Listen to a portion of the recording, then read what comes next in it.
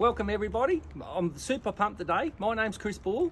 I'm a collector of wheels and things. I'm not here to sell real estate, property, anything like that, which is good. I've tried it. I'm no good at it. What I'm here today is to talk about just collecting. My father was a collector and I started collecting about 8 years old. My father was an antique dealer and collector, backyard dealer. And I used to go to Windsor, around the Windsor area, with him to put his antiques on consignment. And my mother was a collector of China dolls and other dolls and figurines and a lot of things like that. And what I'm trying to say, I've picked up collecting, and I don't know if you're born with it, but I picked it up as I went. And my father always loved antique furniture, but when I went to these places like at Windsor, you go in there, you got the furniture, the brown furniture, the nice pine furniture. I used to like the smell of the waxed pine tables and everything like that. But what really caught my eye was penny farthings. I'm 8 years old, this tall, you got a wheel this tall, and at the Antique Theatre at Windsor, there was like, they were on tap. They were like 3 or 4 just piled over the side, collected by a prominent collector. I won't mention names, but he inspired me into antiques, this man, and these penny farthings were just unreal. I can still remember the small wheels were made up. It's very hard to get a complete penny farthing, but at that time in the late 70s, I remember looking up $900. I wouldn't even have had $9 on me. And gradually, when you get older, you get an income, you start collecting. And this is my first post. Actually, it's raining. The reason why I call this wheels and things is I collect everything with wheels. Penny farthing hub lights were associated with wheels. They go on a penny farthing's got a wheel. Tin toys, everything. I'll just get off, it's raining. I'm back, sorry about that, it's raining. And I sort of evolved with collecting. My dad used to bring antique furniture home, and there was a tin toy in the furniture. He gave it to me. I put it in a cabinet. I never played with it. It was more, he pushed me along, but then I gradually liked it all. And every Saturday, my father, Cess Bull, used to go to the scrap metal yards. And he used to bring back, we used to go there in about the 70s, and people used to bring the chrome aeroplanes, the ashtray aeroplanes, brass crash tray aeroplanes in. And you imagine from the war, they've had them 40 years, they're selling, that's the time frame period that everyone's bringing them in. And anyway, he would take his scrap and he'll get a few of these for scrap price. And I think the reason why my dad started me off, my dad used to go on a truck years earlier, probably 40 years earlier, with his father, the ammunition factory at St. Mary's. And my grandfather used to take all the scrap metal there, and the soldiers would give toys made from the scrap metal there. So my dad sort of started me off. And I'm 53 years old. I started collecting Natesman. It's been a long time, but it was a slow process. I had my chrome ashtray aeroplane collection. I probably had 30. Then time 17, 18, 19, I got a job. I discovered Meccano constructor aeroplanes. And I went wild. I had 19. They're very, very hard to get. And I bought a collection that a guy collected in England that was out in Australia. And I started going to the Granville Toy Fair at Granville. And that just opened my eyes, all the toys there. I really liked it. I used to sell there and that. And so I built a pretty good collection of toys. Probably spent all my money, done all my money in about 4 years. I bought off dealers, sold to collectors. I lost a lot of money. Really, it's probably better buying property, but there's no enjoyment. So just buy a few toys a year. Don't go silly. You might have a budget of $50 or something like that. But it's very, very good. Very good. Can we just cut? It's raining. Sorry. Hi, I'm back again. Sorry about that. It was raining. But yeah, so what I was saying, I went to the Granville Toy Fair. I started collecting toys in a big way. And after probably 3-4 years, I spent all my money. But I had it in toys, on toys. Then after that, I thought that was all right. I watched the show, or got the post book I had the post book. The older people will remember, and in it was a picture of Evandale, the penny farthing races. This is probably when I was 22. I thought, oh, this is good. This is the bee's knees. I like this because I've always ridden racing bikes and that, and because I'm over 6 foot, I've always been a little bit big on them, unless they had the right size frame, but I never did. So anyway, I pursued a penny farthing off a prominent antique dealer in Windsor, and I bought it. And another prominent man helped me restore it a little bit for racing condition. I went down to Tasmania. Actually, that one I didn't take. I built a replica, and I went down to Tasmania. I didn't come too good, but at least I had to go because I'm more a collector and not a rider. So I was crossing the line a little bit, but it was all right. But I come back and started collecting penny farthings, and I had about 3, 4, 5. I had a really good one, and the hub light was the same make as the bike. And another prominent dealer in Melbourne said, Chris, this is too small for you. I'll swap you a bike. And he had everything in the shed, penny farthings, everything. I said, do you have a penny farthing with the same matching light? And he said, sorry, I can't help you. So I knew I was on a winner. I only I started off collecting anything. Then once you get to know people, they let go their prized possession. So I've had some good things. But what I'm really into now, then I got out of pennies for a while. But what I'm really into now is pedal cars at the moment, because I did get into pedal cars 24, mainly Austin J40s, and I used to get them off a prominent antique dealer up at Windsor, not Windsor, Newtown. That used to get them over in India, because it was a British settlement in India, and I used to bring them back. And at the time, I done shift work. I wanted something good. I paid $2,400 for a J40. I do it up. I make $100, or sometimes I don't do it up. I make 100, lose 100. But it's a funny thing with collecting. Everyone perceives you as a person that's making money and making money out of it. But really, you buy off the dealers, you sell to the collectors, you don't make money at all. You put in the auctions, you pay the commission, it's just the love of it. But what I tell people, up and coming collectors, just get 1 or 2 items, not many a year, and you can't go wrong.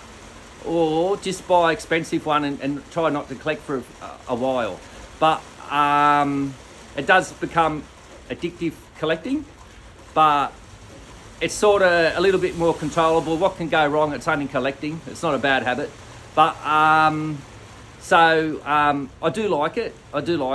But yeah, so what I'm going to show you today, I'm going to do a few posts and videos now and again, random, because I'm a collector.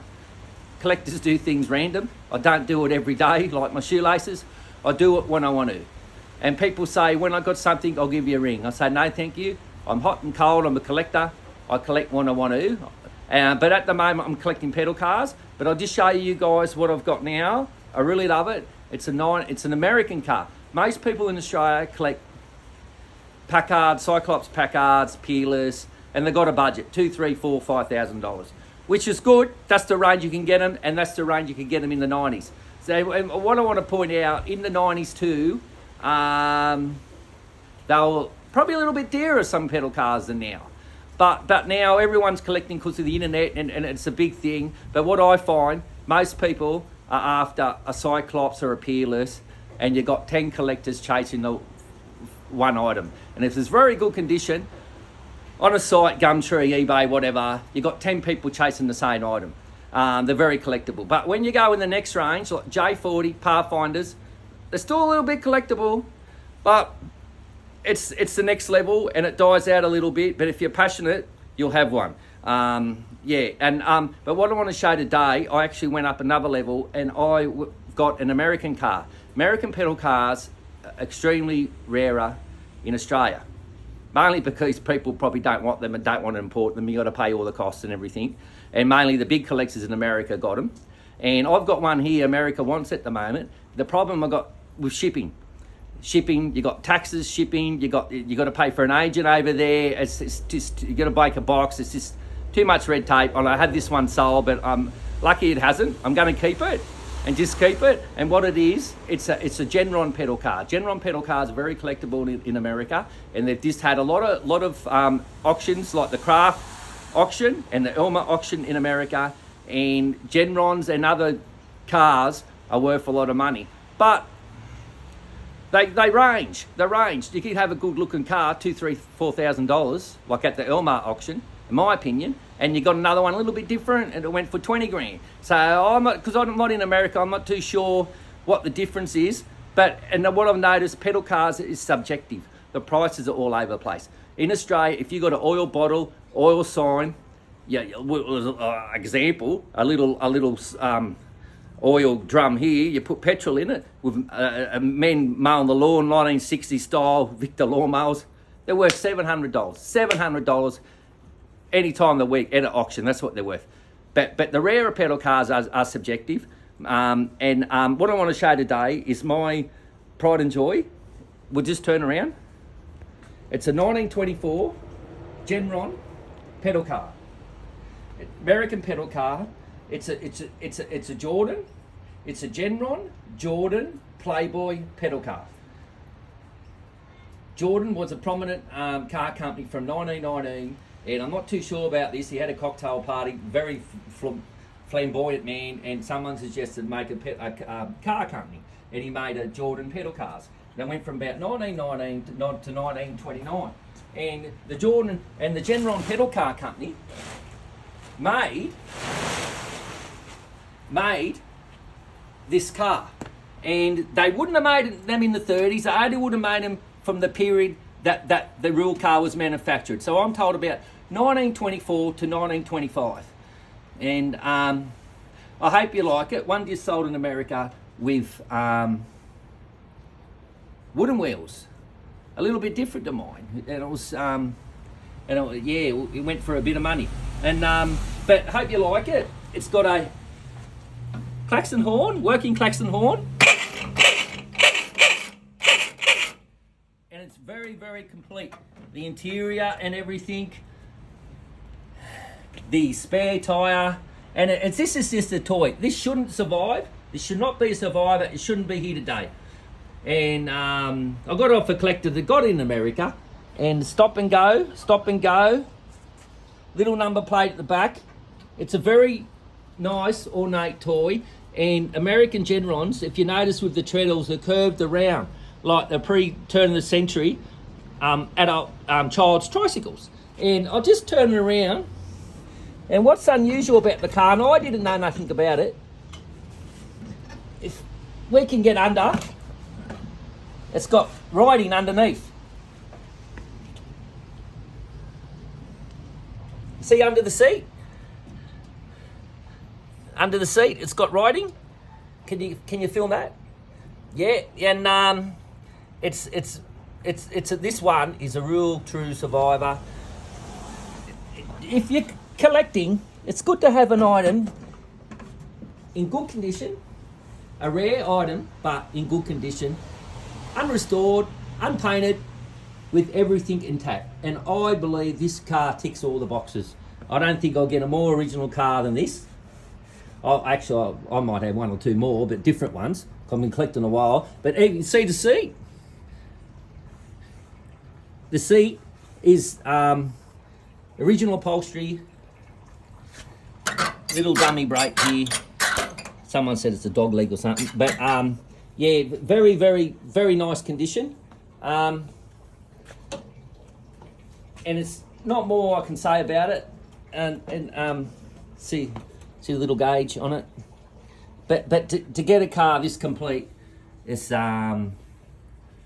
very rare. But have saying that, in America there's different makes, and there's a lot of rare cars in collections in America, but they are a lot of money. So and what I have been told too, cars like this in the 20s and 30s, maybe 40s and 50s, the grandparents bought the cars, not the parents. So they were prized possessions, and something like this might have been played with once or twice, put in the loft.